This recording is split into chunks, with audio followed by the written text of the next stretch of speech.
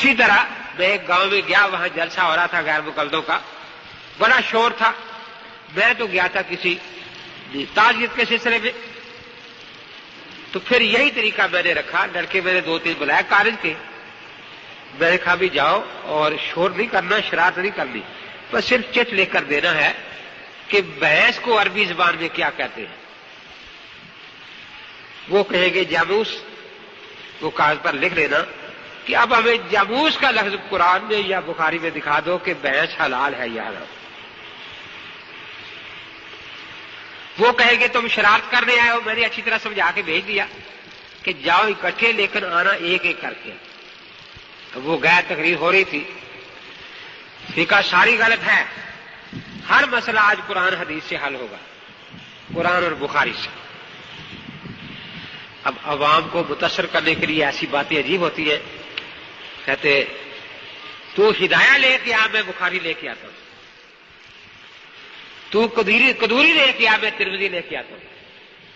لوگ سمجھے جیسے یہ ٹھیکیدار ہے حدیثی کتابوں کی. بڑا جوش تھا، میں تعلیم الاسلام لے کے چلا گیا، نہ ہدایہ نہ قدوری. تعلیم الاسلام کہ اس میں نماز کی شرطیں 2 سطروں میں لکھی ہیں. آپ مجھے پوری سیاست نماز کی شرطیں نکال دیتا ہے، کیونکہ میں تو نماز پڑھ لی ہے نا، مجھے تو نماز کی شرطوں کی ضرورت ہے. اب بیچارہ غائب ہے، شاید دیکھے ادھر ادھر. میں نے کہا نماز کی شرطیں بتا دیں ہم. اس طرح آنکھ میں لکھی ہوں، بچہ بھی پڑھو، آج میں دکھا دوں گا 2 سطروں میں پڑھ لو یہ شرطیں. ابھی کافر مسلمان کی ہو تو میں اسے دوں گا بھی یہ 2 شرطیں پوری کر لو، 2 سطروں میں کپڑے دھو لو، غسل کر لو، پھر نماز پڑھ لی. اب جناب دوسری طرف ہو گیا. امام ابو حنیفہ کو 3 حدیثیں ملی تھی، امام بخاری کو 6 لاکھ ملی. اللہ تعالیٰ انہیں بہت اجر دے گے جو 6 لاکھ حدیثیں اکٹھی کی. لیکن ہم تو اس کے پاس جائیں گے جو 3 حدیثوں سے پوری نماز سکھا گیا ہمیں، اور تو نماز پڑھنی ہے نا، ہم نے تو نماز پڑھنی ہے. وہ جو 6 لاکھ والا ہے وہ 1 رکعت کا طریقہ ہمیں سکھا کے نہیں گیا. وہ نماز کے فرائض ہمیں نہیں بتا سکتا. تو ہمیں تو حکم ہے نماز پڑھنے کا، ہم تو اس کے پاس جائیں گے جو نماز پڑھتا ہے ہمیں سکھائے گا. میں نے کہا پوری سیاستہ سامنے رکھ کر کوئی سنت کی تعریف نہیں کر سکتا. سنت کہتے کسے؟ یہ جائے کہ یہ بتا سکے کہ 1 رکعت نماز میں کل سنتیں ہیں کتنی، یہ نہیں بتا سکتا. تو ہمیں تو پوری نماز پڑھنی ہے نا. اب وہ لڑکے چلے گئے تو چٹ دی کہ جی بھینس کو کیا کہتے ہیں. اس نے سپیکر والے سے کہا ذرا سپیکر بند کر دو. بند کر دیا کہ بھی بھینس کو جاموس کہتے ہیں، جاموس. کہ سپیکر کھول کر کے نہیں بتاتے کہ تم شرارت کے لیے کہ شرارت کے لیے نہیں. ضرورت ہے ہمیں کہ بھینس کا پتہ چلے حلال ہے یا حرام. پہلے ہم یہ ضرور کر رہے تھے، پوری بہشتی زیور میں لکھا تھا بھینس حلال ہے، وہ فقہ کی کتاب میں. آج بار بار کہ فقہ غلط، فقہ غلط، فقہ غلط. آج 100 میں سے 98% لوگ نماز نہیں پڑھتے، لیکن بحث کی ضرورت 100% لوگوں کو، ہر آدمی کو ہے. اس لیے بڑا اہم مسئلہ ہے، ہمیں پتہ چلنا چاہیے کہ بھینس حلال ہے یا حرام. تو آپ ہمیں قرآن پاک سے کوئی آیت پڑھیں کہ جاموس حلال ہے یا حرام، یا نبی پاک کی حدیث سنیں. سپیکر تو بند تھا. سچی بات یہ ہے کہ جاموس کا لفظ نہ قرآن میں ہے نہ کہیں سیاستہ میں. ہم اس کو حلال کہتے ہیں لیکن قیاس سے حلال کہتے ہیں، قیاس سے. اب دیکھو نا، سوال کرنے سے ان کو پتا چلنا کہ یہ. اب وہ لڑکے کالج کے تھے، میں نے سمجھا کے بھیجے تھے. انہوں نے کہا کہ مولوی صاحب سچی بات چھپانی چاہیے، بتانی چاہیے کہ بتانی چاہیے. آپ سپیکر کھولیں. پہلے یہ کہیں کہ بھئی اشتہار میں غلطی سے اہل حدیث کا لفظ لکھا گیا تھا. 11 دفعہ کہ ہم اہل قیاس ہیں، ہم اہل قیاس ہیں، ہم اہل قیاس ہیں، ہم اہل قیاس ہیں. اور پھر کہیں کہ بھی ہم قیاس سے بھینس کو حلال کرتے ہیں. نہیں میں نے تمہیں بتا دیا ہے کہ اچھا قیاس کس پر آپ کرتے ہیں کہ گائے پر؟ کہ قیاس میں کوئی علت ہوتی. علت کیا ہے کہ اس کے بھی 4 ٹانگیں، اس کی بھی 4 ٹانگیں، اس کی بھی 2 آنکھیں، اس کی بھی. کہ مولوی صاحب اگر قیاس اتنا ہی سستا تو پھر تو آج کتیا بھی حلال ہو جائے گی، اور میری بیوی نکاح سے میرے لیے حلال ہوگی، آپ کی بیوی قیاس سے میرے لیے حلال ہو جائے گی یا نہیں؟ تو ایک آ گیا واپس، کہنے لگا جی وہ اس کو اتار دیا انہوں نے اسٹیج سے کہ تجھے آتا جاتا کچھ نہیں، ایک مسئلہ پوچھا وہ بھی تجھے نہیں آیا، اور تو نے قیاس مان لیا کام کا۔ خیر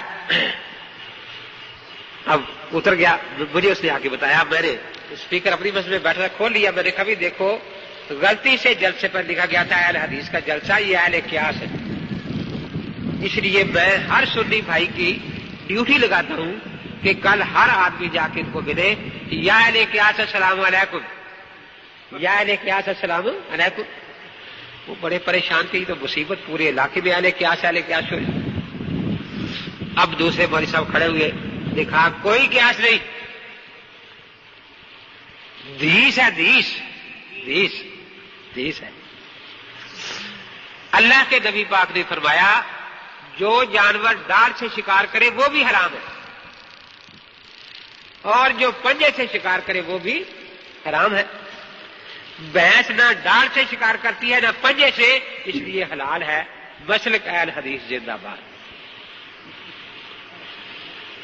میں نے حدیث پاک سنی، میں نے کہا حدیث پاک سننے کا بہت بہت شکریہ، اللہ تعالیٰ آپ کو جزائے خیر دے۔ یہ فرمائے کہ جو آپ نے گدھا رکھا ہوا ہے یہ ڈاڑھ سے شکار کرتا ہے یا پنجے سے، اور یہ حلال ہے یا حرام اس حدیث کے مطابق؟ کہتا ہے ہاں بخاری میں لکھا ہے کہ جنگلی گدھا حلال ہے، جنگلی گدھا۔ میں نے کہا اللہ کے بندو اس کو سمجھاؤ، میں کہتا ہوں بھینس حلال کرو، یہ گدھے حلال کر رہا ہے۔ کہتا ہے تو بڑا دھوکے باز ہے، میں جنگلی گدھا حلال کر رہا ہوں، گھر والا نہیں حلال کر رہا۔ میں نے کہا گھر والے نے شکار کھیلنا شروع کر دیا ہے، آخر وجہ کیا؟ اتنے میں دوسرا ہنستا ہنستا آ گیا لڑکا جو بھیجا ہوا تھا، جی اس کو بھی انہوں نے اتار دیا ہے کہ پچھلے سال جلسہ کیا تھا تو کیا گیا تھا گھوڑا حلال ہے۔ اس سارے علاقے میں لوگوں نے ہمارا نام ڈال رکھا گھوڑا گروپ والے، وہ آ گیا گھوڑا گروپ والے، وہ آ گیا گھوڑا گروپ والے۔ اس دفعہ تو نے گدھا حلال کر دیا، ہر سال جلسے میں کوئی نئی مصیبت ڈال کے جاتا تھا۔ اب پھر تیسرے مولوی صاحب کھڑے ہوئے کہ بھئی سچی بات یہ ہے کہ ہمارے پاس اس مسئلے میں حدیث نہیں، قیاس ہے، اور قیاس یہ ہے، علت یہ ہے کہ جس جانور کے سم چرے ہوئے ہوں، کھر یا سم پتہ نہیں آپ کیا کہتے ہیں، چرے ہوئے ہوں وہ حلال ہے۔ چونکہ بھینس کے کھر چرے ہوئے ہوتے ہیں اس لیے یہ حلال ہے۔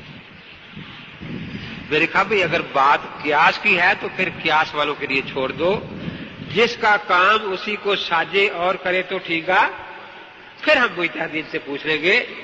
آپ نے جو علت بیان فرمائی اگر یہ صحیح ہے تو بھینسیں ساری ہماری مدرسے میں بھیج دو، اور خود خنزیرنیاں لے آؤ دودھ پینے کے لیے، کیونکہ اس کے بھی کھر چرے ہوئے ہوتے ہیں۔ اب جب میں نے یہ کہا تو بات جناب جلسہ ان کا ختم ہو گیا، تو تیسرا بھی آ گیا، کہتا ہے جلسہ ختم ہو گیا جی، اور وہ گالیاں دے رہے ہیں آپ کو۔ میں نے کہا گالیاں کیوں دے رہے ہیں؟ پھر میں نے اپنی مسجد کی شروع کر دی کہ ایسے موقع پر فقہا کی قدر کا پتہ چلتا ہے کہ فقہا کتنا بڑا کام کر کے گئے۔